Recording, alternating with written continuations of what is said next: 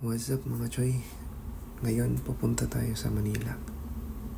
Doon tayo hahanap ng Feb Ibig. Kumbaga sa Valentine's Day ba? Kung aabutin pa ba tayo? Kunting araw na lang, diba? 8 days na lang ata ngayon. Pero sige na, bahala na si Lord kaysa dito naman tayo. So ayun nga guys, nakasakay na tayo ng eroplano. Naghahanap na sa paligid-ligid. Pero wala pa rin. So ayun, tumating na tayo dito sa NAIA. Hanap na lang tayo ng Grab. Habang naglalakad tayo, wala pa rin tayong makita. So si Grab na lang muna yung hanapin natin. Tingin-tingin na lang sa paligid.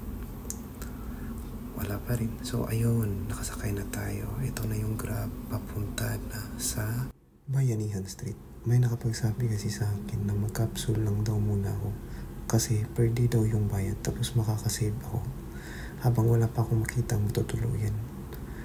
Na-curious din ako kung ano yung itsura ng capsule. Sabi daw niya, bagong renovate daw yun. Bago daw yung mga kagamitan. Tapos meron din daw yung CR, kitchen, at pwede ka na daw doon maligo. Kaso nga lang, common CR siya, common kitchen. Pero okay na siguro yun kung tutusin.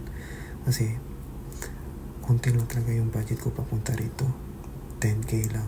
Sana aabuti naman ako ng 10k dito, no? Sana hindi ako magutom. Pero bahala na. Maghahanap na lang tayo ng trabaho dito o kung ano yung mga opportunities. Ayan na mga choy, dumating na tayo dito sa Bayanihan Street. Tara, samahan niyo ko. Tingnan natin kung ano yung nasa loob. Sabi daw niya, bagong renovate daw. Tapos may bagong lahi pa, may negro. Sige, tingnan natin kung ano yung nasa loob. Ito na, papunta na tayo sa itaas. Ito yung sa first floor daw. Paakyat na tayo ng second floor mga choy. Dito daw yung rooms na sinabi ng reception sa akin. So ito pala yun. Ito pala itsura ng capsule. Parang cage lang ng aso, no? Ito daw yung CR, common CR. Tapos may mga neighbor pa. Ito pala yung kilala ko. Sige, tingnan natin kung ano yung room, nasa room na. Ang liit pala mga choy. Sana magustuhan ko. Ito, tingnan natin ano nasa loob.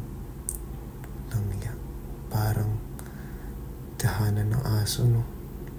Kawawa tayo dito, pero bahala na. Kakasyahin natin yung 10k para lang maka-survive tayo dito sa Manila. Ganito pala talagang buhay.